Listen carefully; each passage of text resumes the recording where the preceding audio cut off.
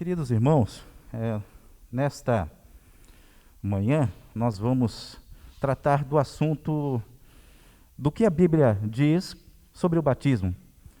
Qual é a visão bíblica sobre o batismo, as prerrogativas de Deus sobre o batismo. E nós deixamos os irmãos à vontade para fazerem perguntas, só que nós vamos expor primeiro aqui a fazer a exposição da aula e reservar um tempinho para que ao final você possa fazer a sua pergunta. Aqui um diácono leva o microfone até você e você pode escrever aí, você que está em casa, em nosso chat também. Por que o batismo é importante? É necessário batizar? Por que não aceitamos o batismo católico? Será que podemos batizar online? Existe um jeito certo de batizar? Pouca água? Muita água? Como administrar isso? Por que batizar as crianças se elas não creem? Ou os deficientes? Estas e outras perguntas tentaremos responder na aula de hoje. Em primeiro lugar, queridos, um conceito do que é um sacramento. Sacramento é uma palavra latina que se refere ao instrumento que selava um pacto, um acordo entre as partes. E nos faz entender que instrumento é este. Que instrumento é este? E nos remete também entendendo que a nossa relação com Deus é uma relação pactual, que Deus criou o mundo, que Deus criou o homem e a mulher e fez uma aliança com eles, e fez um pacto com eles, lá em Gênesis, através de um pacto de obras, por obediência, não comerás do fruto da árvore da vida. Este pacto, ele fora quebrado pelo pecado. O homem rejeitou a ordenança de Deus. O homem deu as costas para Deus. Portanto, o que graciosamente Deus faz, queridos irmãos, é olhar para a nossa condição miserável e de pecado, uma condição manchada pela desobediência a Deus, desonra a Deus. Mesmo nós merecendo a morte fulminante, né? Deus poderia fulminar ali com Adão e com Eva, mas comunica a sua graça, mesmo assim, por meio de um pacto. E essa celebração nós já vemos lá desde o broto do Evangelho, onde entra a cristologia e a doutrina da redenção. Se temos a queda, a desobediência, Deus então amou-nos, desde o princípio, Ele nos amou, e já demonstra a suficiência de Cristo num novo Adão, numa nova aliança, numa nova dispensação. Então, em Gênesis 3,15 nós já vemos o proto-evangelho. O evangelho é pré-anunciado. Este ferirá a cabeça e tu lhe ferirá o calcanhar. Bem, caminhando nessa direção, a confissão de fé de Westminster, no capítulo 27, diz que nós temos apenas 2 sacramentos ordenados por Jesus: o batismo e a Santa Ceia. São símbolos da nossa fé e inserção do povo de Deus na aliança. E quando se diz povo de Deus, não há uma exclusividade por parte do homem ou só da mulher, não, mas todos, pai, mãe e filhos, a família toda, todo o povo. Os sacramentos são, portanto, santos sinais e selos do pacto da graça, segundo a confissão, imediatamente instituídas por Deus para representar a Cristo e seus benefícios e confirmar o nosso interesse nele, bem como para fazer uma diferença visível entre os que pertencem à igreja e o restante do mundo, e solenemente obrigá-los ao serviço de Deus em Cristo, segundo a sua palavra. Paulo, escrevendo aos Romanos 6,11, diz: assim também vós considerai-vos mortos para o pecado, mas vivos para Deus em Cristo Jesus. Ou seja, já enfaticamente demonstrando que a fé em Cristo Jesus, a fé em Cristo Jesus, é o que nos salva, é o que nos salva. E o batismo e a Santa Ceia são meios de graça que revela esta confirmação, são um selo da marca do cristão, do povo de Deus que deve viver em novidade de vida. Não de uma forma legalista para cumprir um rito, nós vamos ver isso durante o transcorrer da aula, e que se batiza-se num dia, no outro dia, continua aquela vida devassa, dissoluta, sem compromisso com Deus, sem compromisso com a igreja, sem compromisso com a missão de pregar o evangelho a todo mundo, a toda criatura, sem viver em novidade de vida. Então, é um conjunto, queridos irmãos, e nós vamos ver que o batismo, em primeiro lugar, ele é uma ordenança de Deus, do Deus encarnado. É um mandato de Jesus. Foi Deus que instituiu tanto a Santa Ceia quanto o batismo. Quando nós lemos em Mateus 26, 27 e 28, nos diz assim: a seguir tomou um cálice, e tendo dado graças, o deu aos seus discípulos, dizendo: bebei dele todos, porque isto é o meu sangue, o sangue da nova aliança, derramado em favor de muitos para a remissão de pecados. De pecados. É a marca, um selo. O apóstolo Paulo diz: fazei isto, lá em Coríntios 11, em memória de mim. É Cristo que deve estar no centro da igreja, é Cristo que deve estar no centro da nossa vida. É Cristo que traz sentido, queridos irmãos, a todas as coisas, porque foi Ele, o Cordeiro imolado. Cordeiro era uma representação da antiga aliança também, do antigo pacto.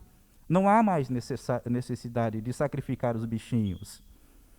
Ele esteve no altar de Deus. Ele foi transpassado na cruz do Calvário foi desconfigurado pelas nossas pisaduras. O castigo que nos traz a paz estava sobre ele. E em Mateus 28, 19 e 20 diz: ide, portanto, fazei discípulos de todas as nações, batizando em nome do Pai, e do Filho, e do Espírito Santo, ensinando-vos a guardar todas as coisas que vos tenho ordenado. Portanto, é imperativo batizar, porque é uma ordem de Jesus. Ponto. É uma ordem de Jesus. E que nós nos deleitamos, nós usufruímos desta ordem, e esta ordem, uma vez observada e praticada, honra e glorifica a Deus, porque nós professamos a nossa fé genuína em Cristo Jesus, e publicamente diante da igreja, para todo o povo, para todo aquele que crê, fazemos a nossa confissão de fé. Que coisa mais linda! Declarar publicamente que você ama Jesus, que nós temos um Deus único, verdadeiro, e participamos da igreja visível, prospectando o novo céu e a nova terra, da igreja invisível, esta obra que o Espírito Santo faz no nosso coração, que nos convence de todo o pecado. Portanto, queridos, não negligenciemos o sacramento. A não observância dos sacramentos contraria a palavra de Deus, contraria a vontade de Deus. Então, Deus nos separou. Essas marcas nos diz isso. É um povo eleito, um povo predestinado, um povo escolhido para a glória de Deus, para anunciar quem é Deus, um Deus que vem ao nosso encontro, com graça, com misericórdia, porque de nós não temos nada, nada somos, nada podemos fazer. Merecíamos de fato a morte e a condenação. Mas Deus nos amou primeiro. E seu amor é imensurável, incondicional. E por meio de um pacto que foi se renovando, Deus fez pacto com Adão, Deus fez pacto com Noé, Deus fez pacto com Abraão, Deus fez pacto com Davi. Nós temos a nova aliança celebrada na antiga aliança. É diferente? São duas graças? Não, queridos irmãos. É a mesma graça, porque Cristo Jesus é anunciado. Por isso que ele é o assunto da Bíblia toda. Desde Gênesis. Ela só é administrada, os sacramentos, por formas diferentes. Nós vamos ver que no Antigo Testamento nós tínhamos a circuncisão. Eu quero convidá-los a abrir comigo em Gênesis 17, de 9 a 14, que nos diz, Gênesis capítulo 17, de 9 a 14. Vejam, queridos irmãos, a importância desta marca. Veja a importância do batismo. Compromisso selado com Deus, compromisso selado com Cristo para a eternidade. Para a eternidade.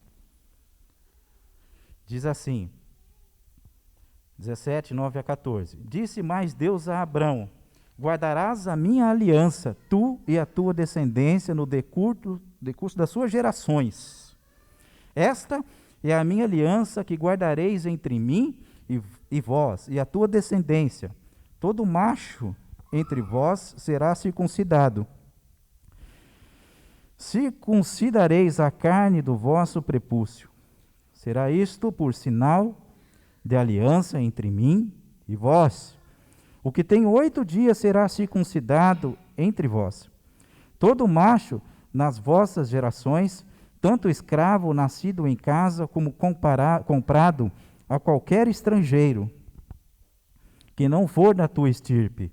Olha que bênção, seus gentios, na graça do Senhor que alcança todos os povos. Não é diferente com Cristo. Glória a Deus. Com efeito, será circuncidado o nascido em tua casa e o comprado por teu dinheiro. A minha aliança estará na vossa carne e será o quê?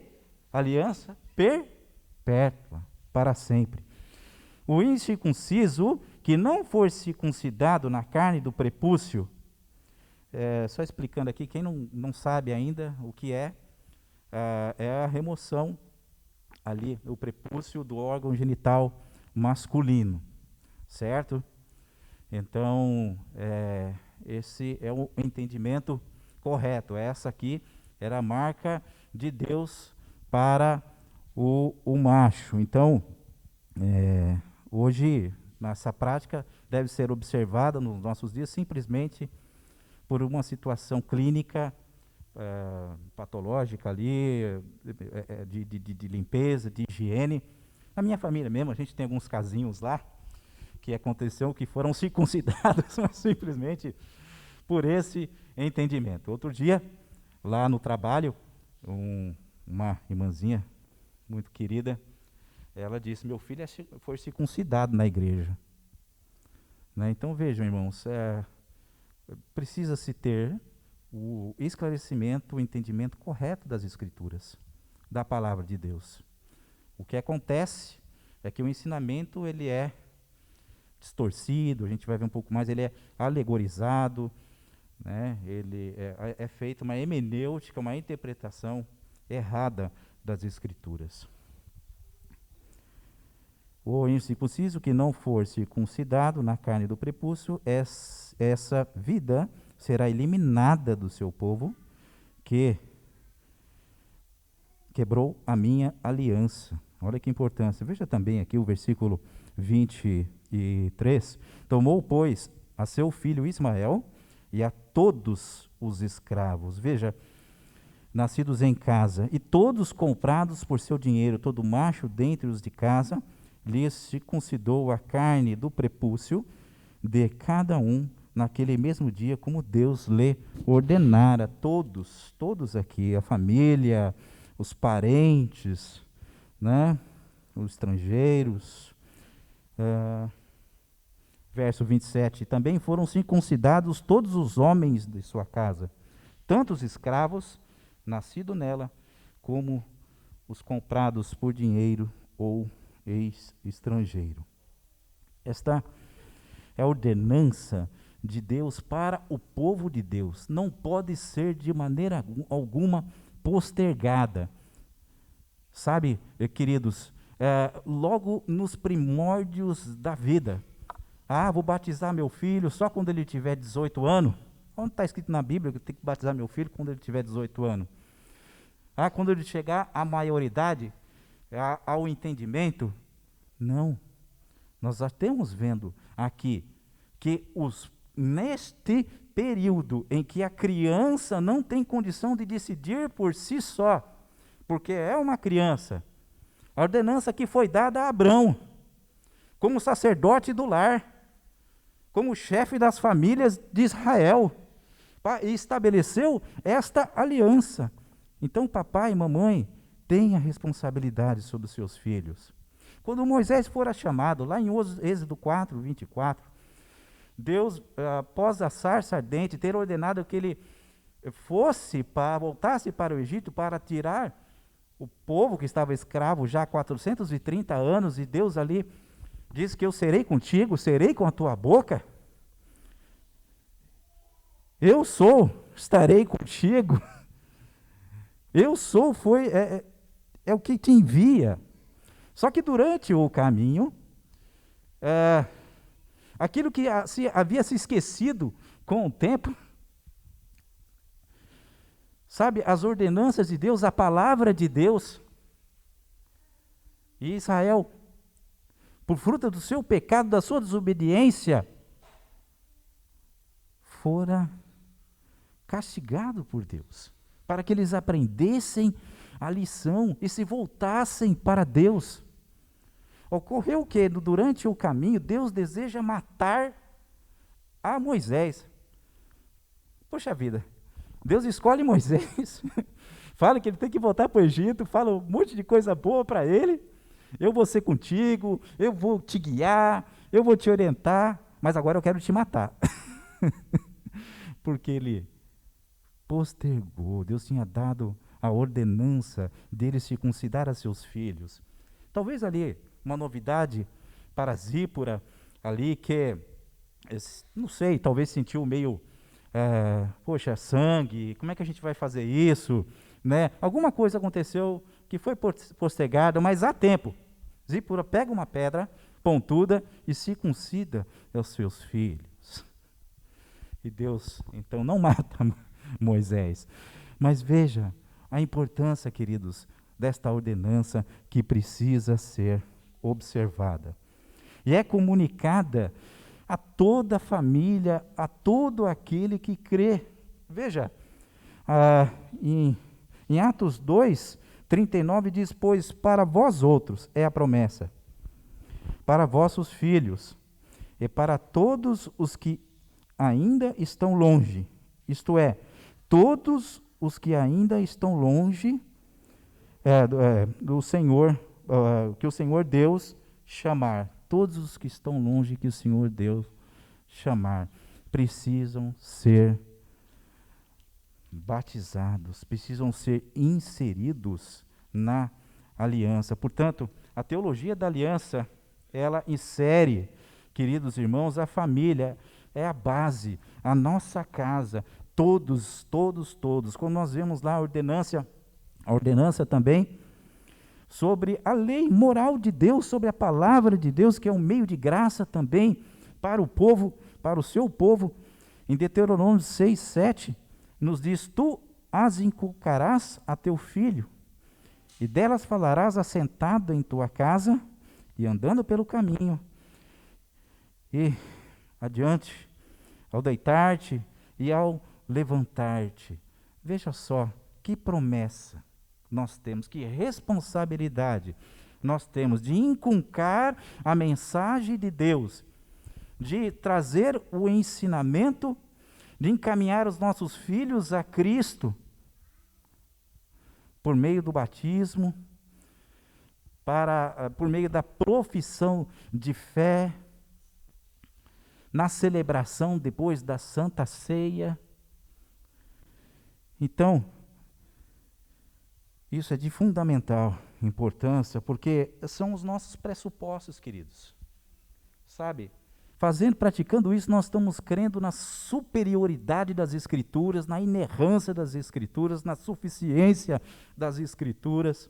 Pressupostos esses que não são observados por muitas denominações. Então, queridos, veja, no Novo Testamento, a circuncisão dá lugar ao batismo. E Colossenses 2, 11. Abre a sua Bíblia, Colossenses 2.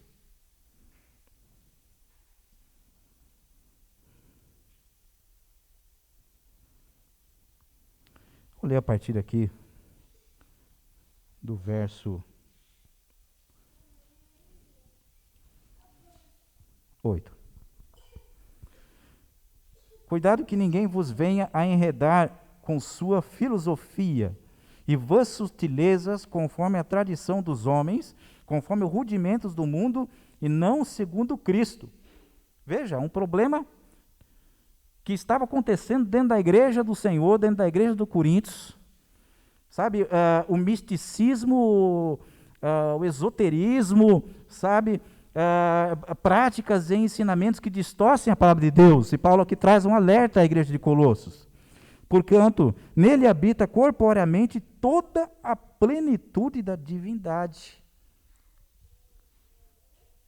Não observando os mandamentos de Deus no batismo, Santa Ceia, administrada corretamente, nós, queridos irmãos, então, além de contrariar a Bíblia, a sua ordenança, descaracterizamos a obra salvífica na cruz do Calvário. Isso é muito sério.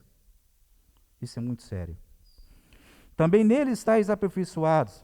Ele é o cabeça de todo o princípio e potestade.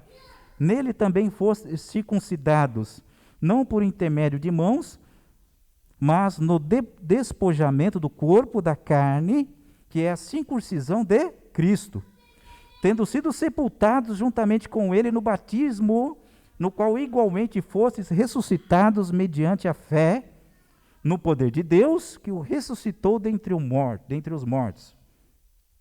E a vós outros que estáveis mortos pelas vossas transgressões e pela incircuncisão da vossa carne, vos deu vida juntamente com ele, perdoando todos os nossos delitos. Que mensagem maravilhosa! Tendo cancelado o escrito de dívida, que era contra nós, dívidas essa por nós impagável, e que constava de ordenanças, o qual nos era prejudicial, removeu inteiramente, encravando-o na cruz, e despojando os principados e potestade publicamente, os expôs ao desprezo, triunfando neles na cruz. Então, queridos, concluímos aqui essa primeira parte dizendo que o batismo é uma ordenança de Cristo, foi Jesus que mandou, porque Ele é o Cordeiro de Deus.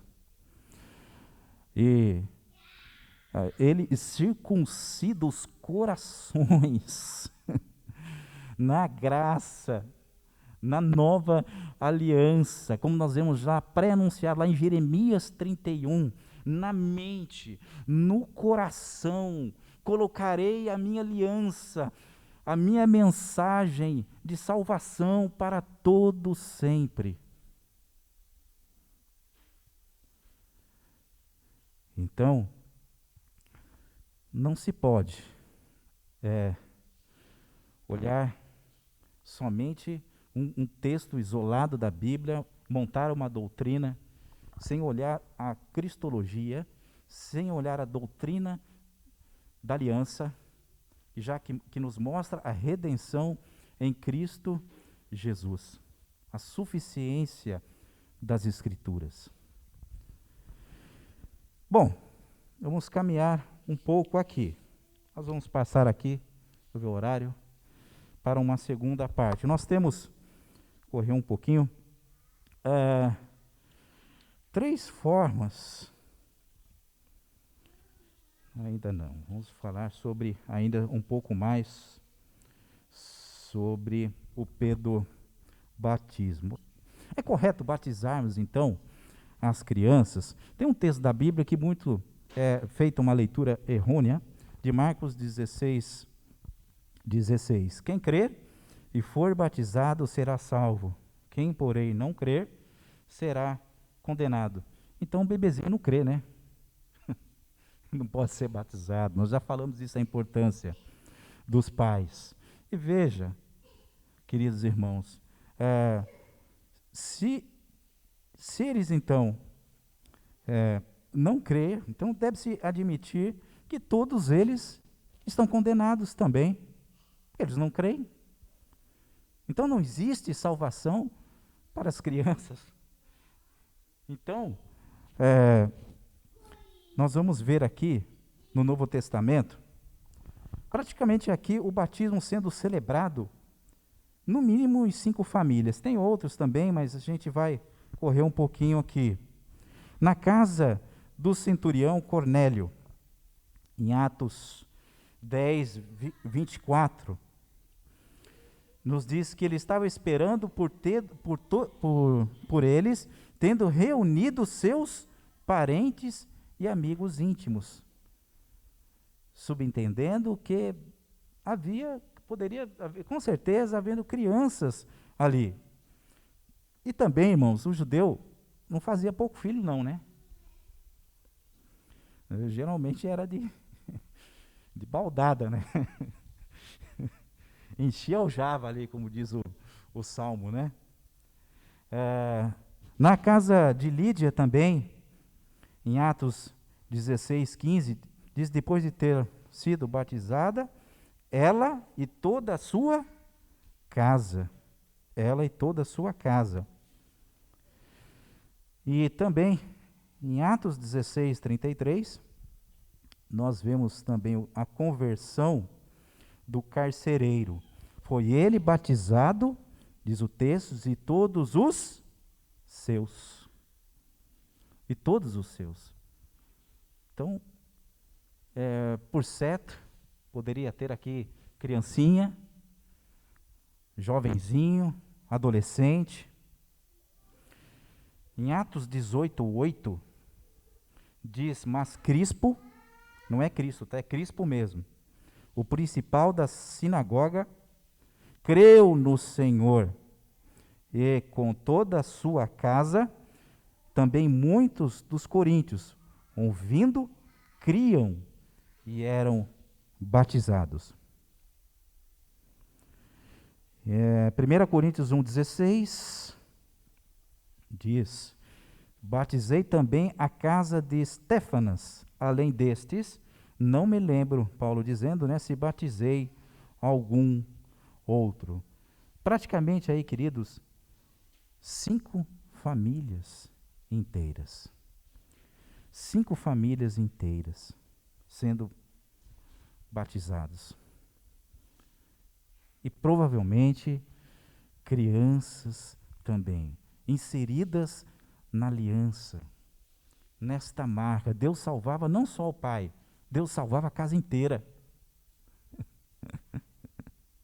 A casa inteira deve servir ao Senhor. Por isso que Josué diz lá em Josué 24:15, escolhei hoje a quem servais, porém eu e minha casa, família, filho, netinho, todos serviremos ao Senhor. Agora, nós já falamos um pouco aqui, o que ocorre nessa visão equivocada do batismo católico romano é simplesmente uma valorização do rito. E, queridos, e aquele medo desesperado, né? Porque se eu não batizar logo esse menino, ele vai para o inferno. Queridos, embora estamos falando aqui da importância do batismo e que precisamos ser apresentados no culto público, ser recebidos na aliança, na nova aliança, em Cristo, tudo em Cristo, tem-se uma visão equivocada. Tem uma palavra chamada desconstrucionismo. Desconstrói, distorce o ensinamento, o sentido, o real sentido do texto, sem verificar o seu contexto. E nisso eu torno a dizer a suficiência das Escrituras. E esse é um problema crônico que nós temos.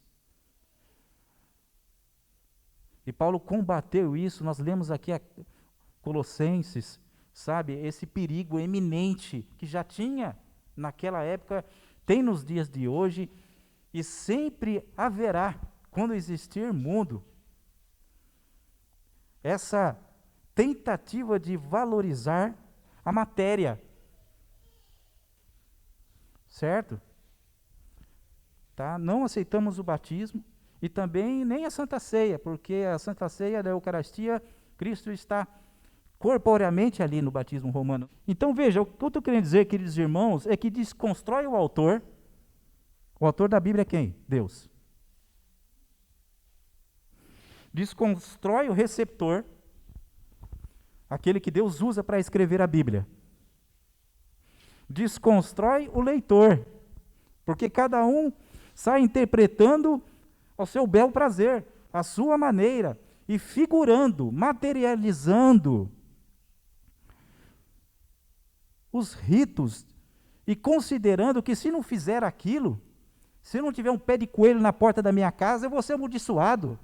Para com isso, queridos irmãos. É nesse sentido está o problema. Veja a importância disso. O perigo da alegoria. O que é a alegoria? É você trazer aquilo que o texto, um ensinamento, ou uma ideia daquilo que o texto não diz, nunca disse, e jamais vai dizer. A própria palavra testemunha com a palavra. Deus usou pecadores, como eu e você, como o apóstolo Paulo diz lá a Timóteo, no capítulo 1, no qual eu sou o principal. Mas o que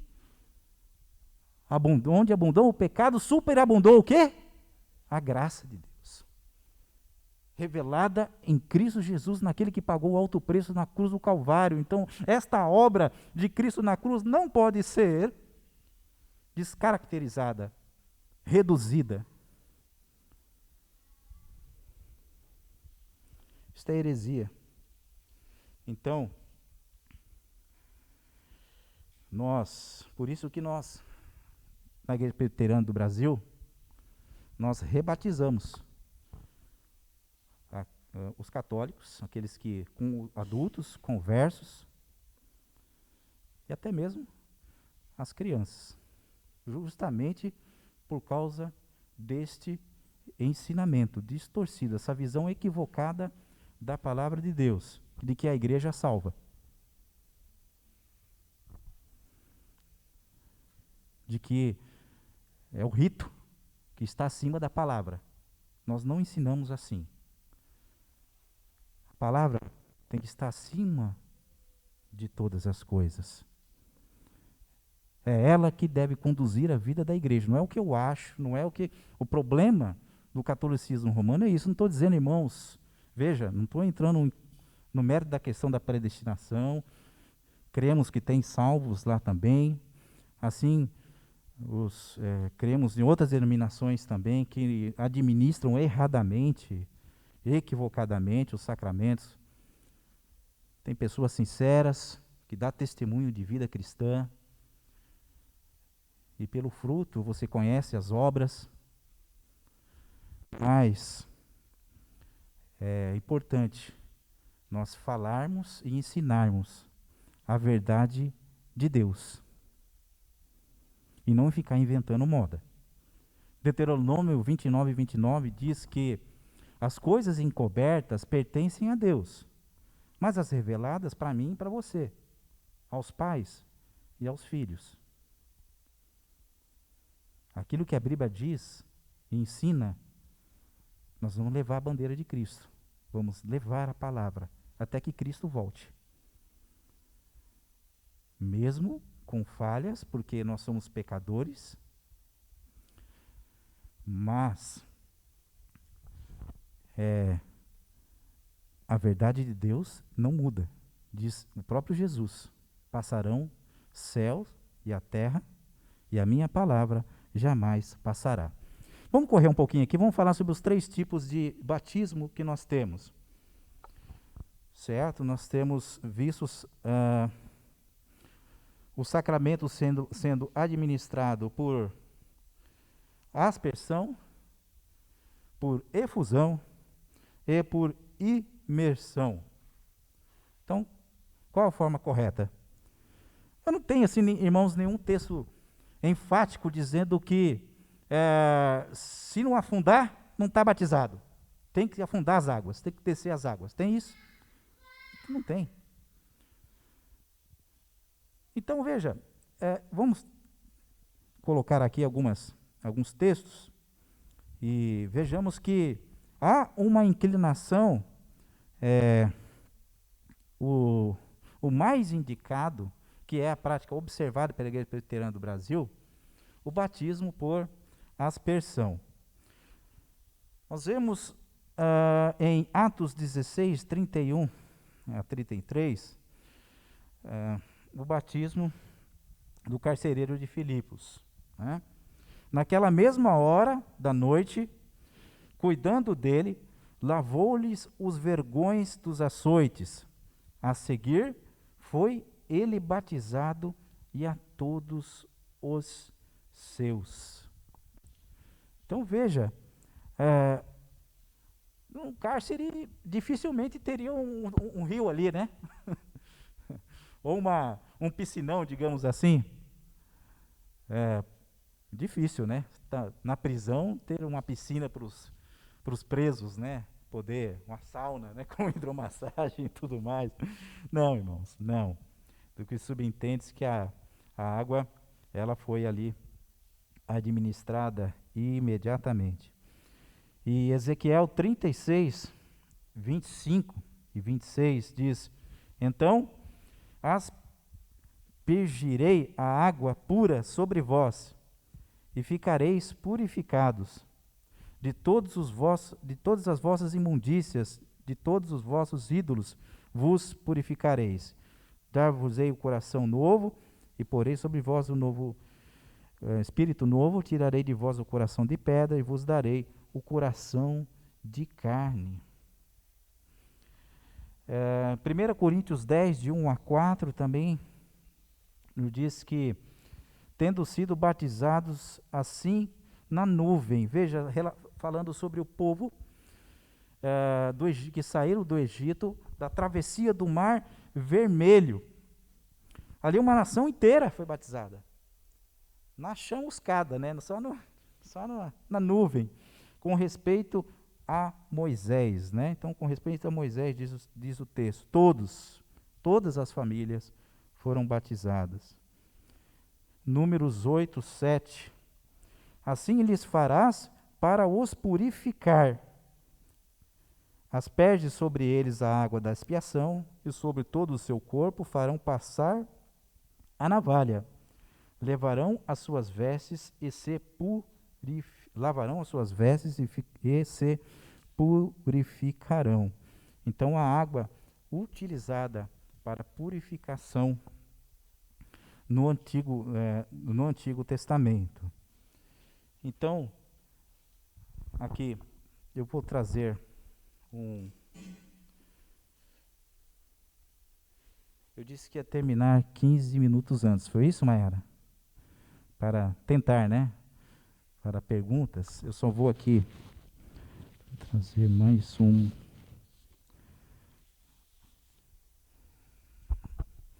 que diz a nossa confissão de fé, que é importante também. Confissão de fé no capítulo 28, Confissão de fé de Westminster. Não é necessário emergir o candidato na água, mas o batismo é corretamente administrado por efusão e aspersão. Não só os que de fato professam a sua fé em Cristo e obediência a Ele, mas também os filhos dos pais crentes, ainda que só um deles, ou seja, devem ser batizados. Posto que seja grande o pecado menosprezar ou negligenciar esta ordenança, contudo a graça e a salvação não se acham tão inseparavelmente ligadas a ela, que sem ela uma pessoa não possa ser regenerada e salva, ou que todos os que são batizados sejam indubitavelmente regenerados.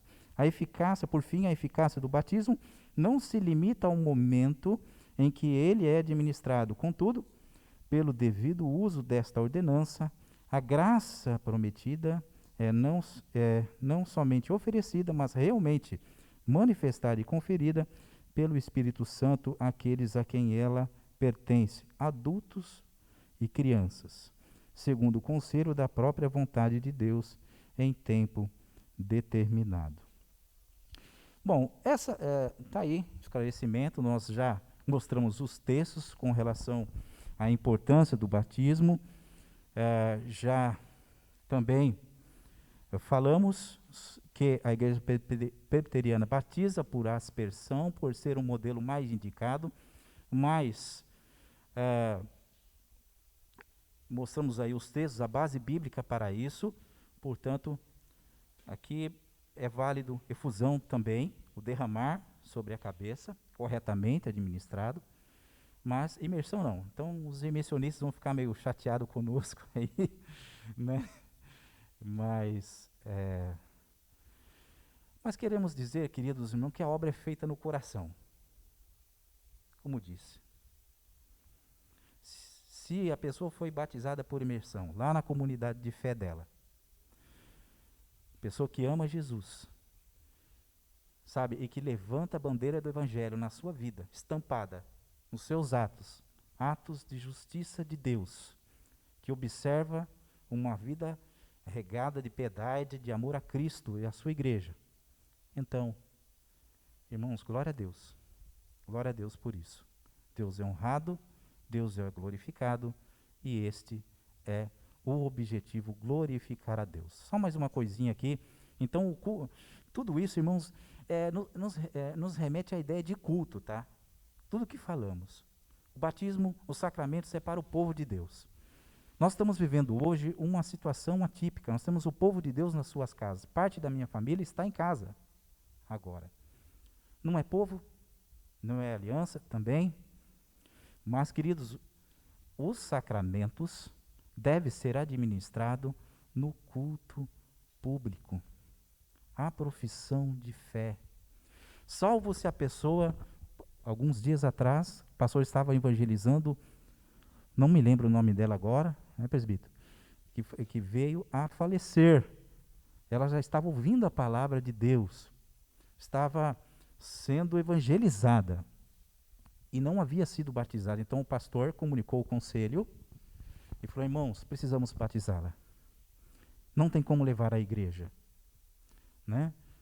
Então, numa situação extraordinária, não ordinária, é válida. Eu fui lá, leu a palavra com ela, confessou a fé em Cristo Jesus, professou a sua fé e foi batizada. Glória a Deus por isso.